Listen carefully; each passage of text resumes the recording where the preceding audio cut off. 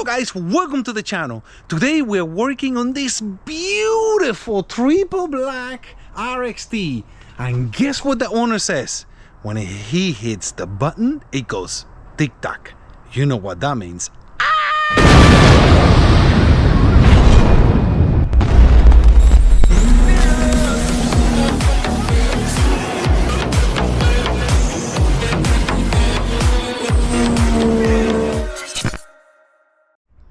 Hello guys, welcome to the channel. I'm gonna give you guys a little bit of information on what I have for the next 2 days. Alright, so took out the supercharger on this after all those tests, checked the slip is good. I'm putting it back on because I want to keep testing new parts, new stuff on this jet ski. I also need to, this is for my diesel truck, it has an aftermarket fuel regulator, and every 6 to 8 months I have to rebuild it. It goes bad. For some reason it doesn't like diesel, so now they changed it to a blue one. They're supposed to be better, so rebuilt this today. Got one a spare because you're driving along and it goes bad. So right on the side of the road I need to rebuild it, which is not a good thing. So I don't recommend an aftermarket fuel regulator on a diesel, but anyway, I have it, gotta deal with it.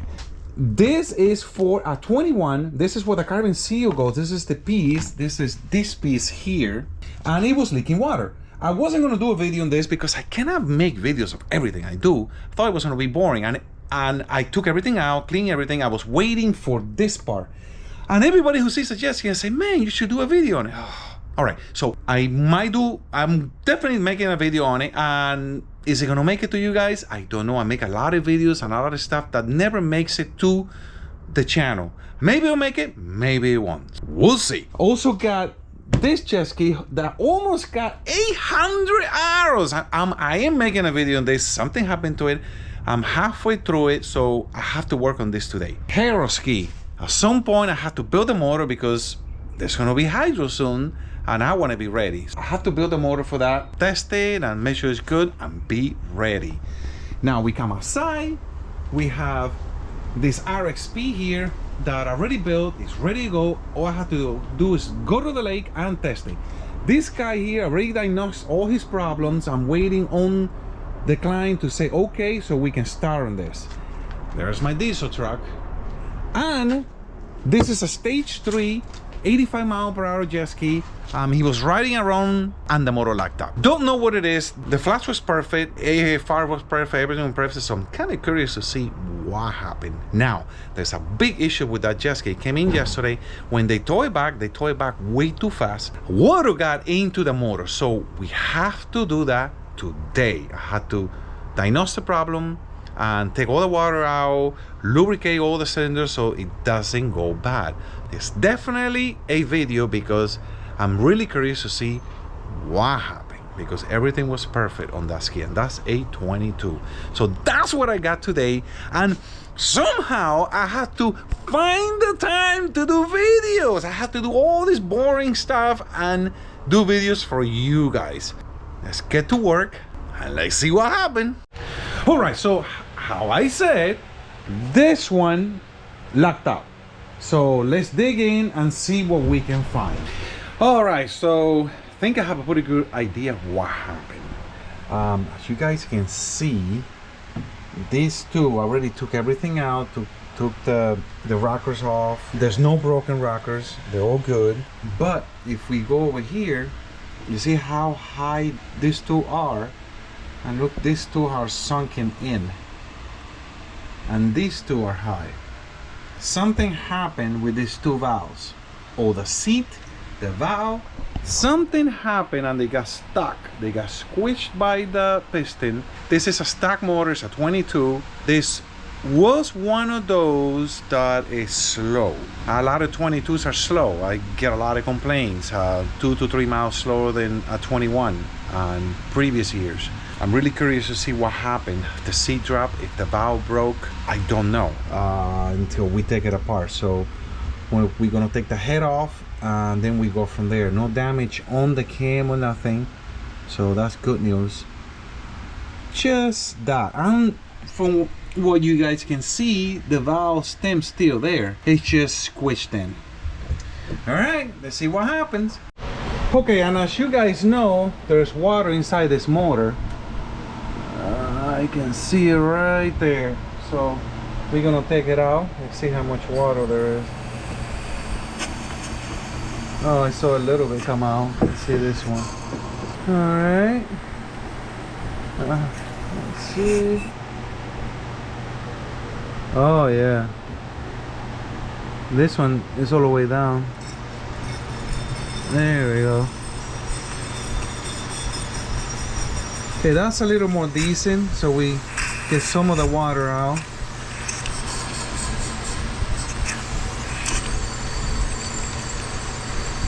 All right, now we are gonna take everything out. Take the head off.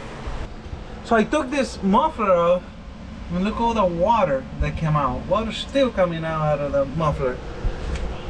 Look at this.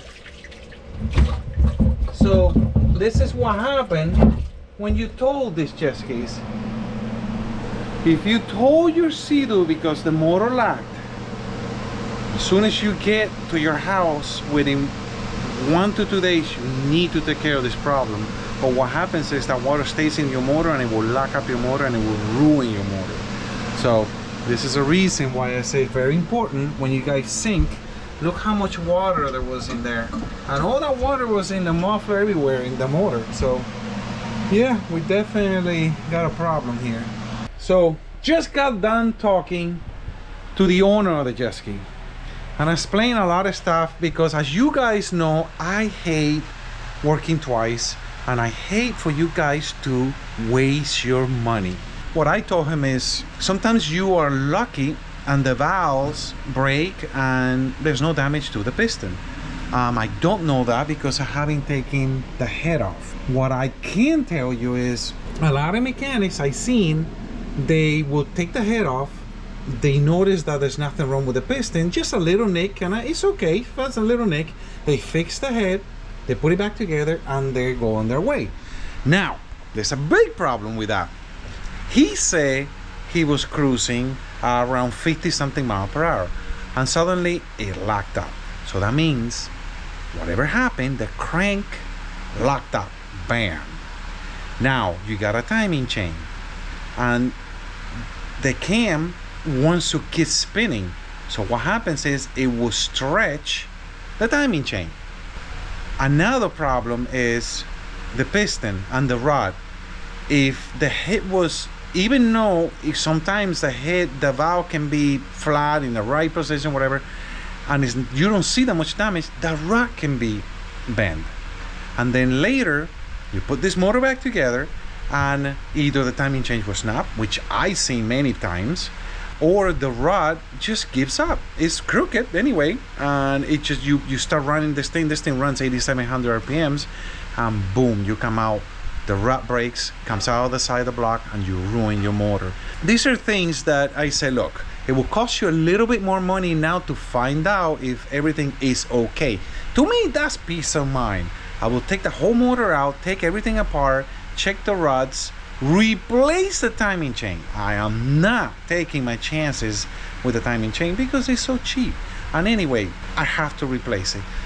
You can check the whole motor out. Maybe he probably has around almost 100 hours on it. He rides a lot. This guy just rides a lot.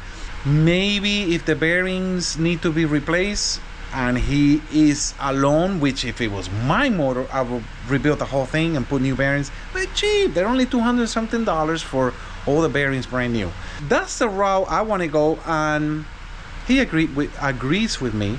Let's go ahead and take the motor out and see what we got. It's funny how sometimes you come across things that you don't expect or you never seen. And this is one of those. I say, where's this water coming from? Because I know there's water inside of the hull. See? So, came under here. And look at that. It's coming from that bolt. That's interesting.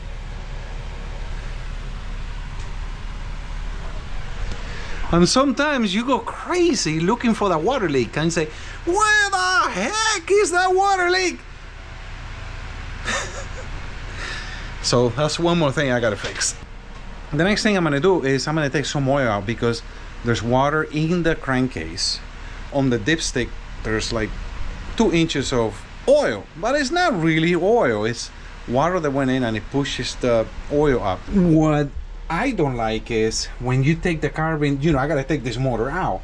And when you take the drive shaft out, since it has so much oil, oil is gonna spill out into the hull. So to avoid that, we already took the dipstick out. So we're gonna suck the oil through there, whatever oil we can suck out with our oil sucking machine. And then when I take the drive shaft out, no oil is gonna spill, make a mess and stuff. So it's a little tip so you guys know. All right, guys, remember the intake gray bolt that was leaking water? I didn't think nothing of it. I just figured the factory, when they put it on, they didn't put enough silicone. Boy, I was wrong. Look at, I mean, this is dangerous. Look at this bolt. It's completely loose. Wow. Let's look under it.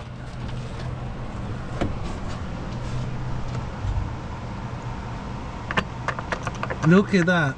It's almost out. And that's weird because it's a lock washer. I don't understand. Maybe someone forgot to tighten it. Wow.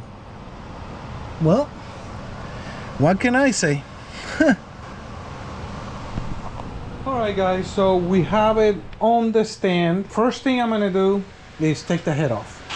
That's what we're gonna do and see what the damage is, and then we'll take the rest of the motor apart after that.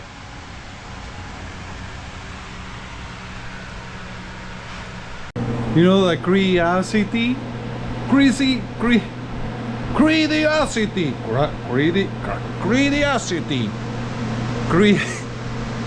Creation.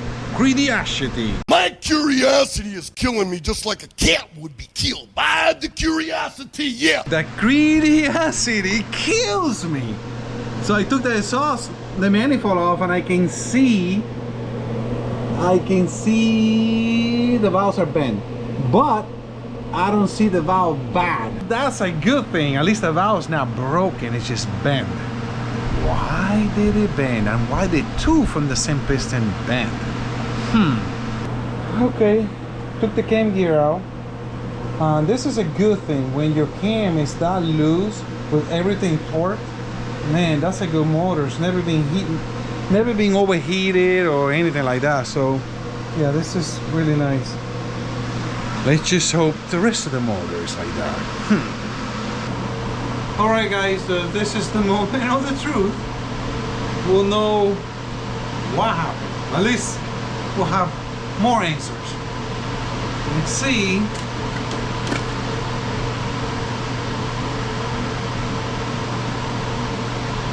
Oh yeah, they're bent. All right. The piston has a little bit of damage. This is why it's important, see, to take your motor apart as soon as you can, because this happens. This is not too bad. So it looks like the intakes were hitting too. Something happened here. We need to take the bottom off and see what we can see in the bottom half. All right guys, so try to move this, nothing. Definitely intake valves hit, exhaust valves hit, but this one did not hit. This is completely perfect, and these are completely perfect. I think the problem came from the bottom. I'm really curious of what happened. Something happened on the bottom and the piston hit the valves. The problem didn't come from the top down, it came from the bottom up. We just gotta take the rest of the motor out and see what happened.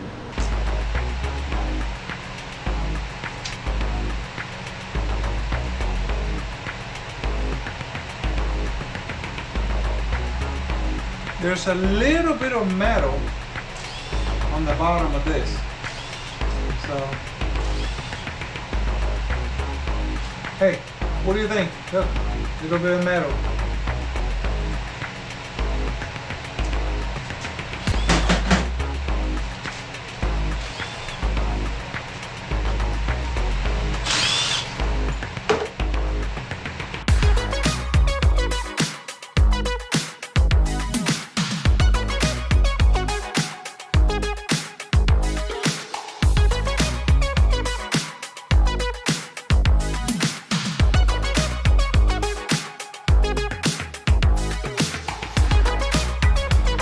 You guys remember how rusty this was? Now it's just a little stain.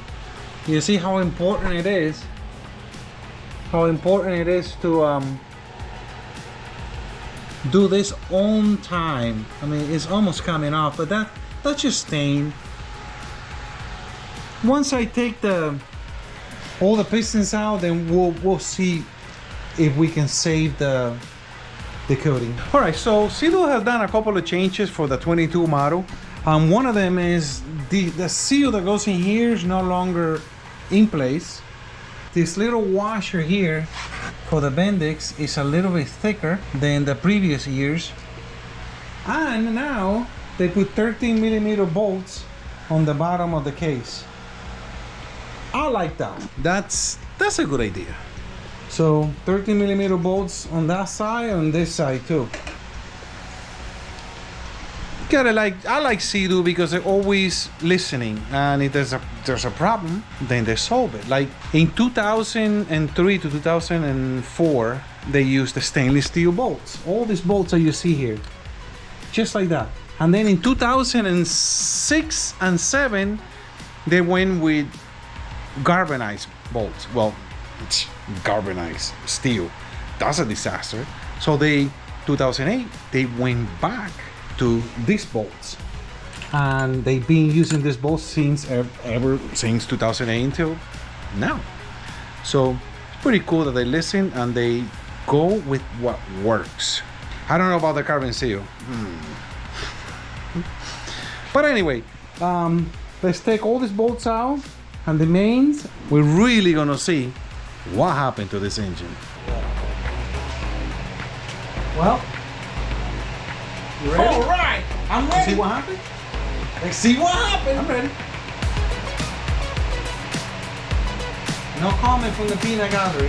Well, this guy, I guess it blew up. Whatever. See you. All right. Well, it looks like we lost the rod. Came apart. All right, guys. Joke aside, this is nothing to joke around. This thing completely came apart. Here's all the bolts. I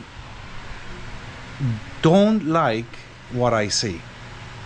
This is very, very concerning. Here is the rod completely messed up. It did not spin a bearing. Look at this. This is brand new. It's not blue. It did not spawn a bearing. Oh boy. After thinking about this, looking at everything, look at the bearing, how it's there. I mean, that's the factory color of the bearing. It did not spawn a bearing. I think I think the bolt broke. It's just a bad bolt. It happens. Out of the batch of 30,000 bolts, one is bolt, one broke. They just came messed up. I don't know if it was loose. It definitely did not happen. The rod still attached, see, to the piston. So everything that happened here with the bolts. That is crazy. Just a failure from the factory. That's crazy. But it did last like 70 hours. That's what's crazy about it. And we are spinning this motor at 87, 8800. But still, makes you think. Just wondering how much this thing would loosen.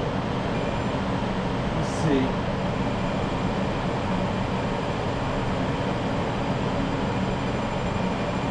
right around 60 pounds, 68 pounds it took to loosen it. For whatever that means. Let's say this one.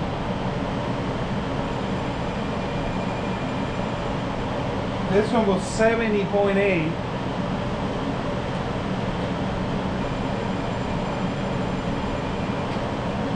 $76.5.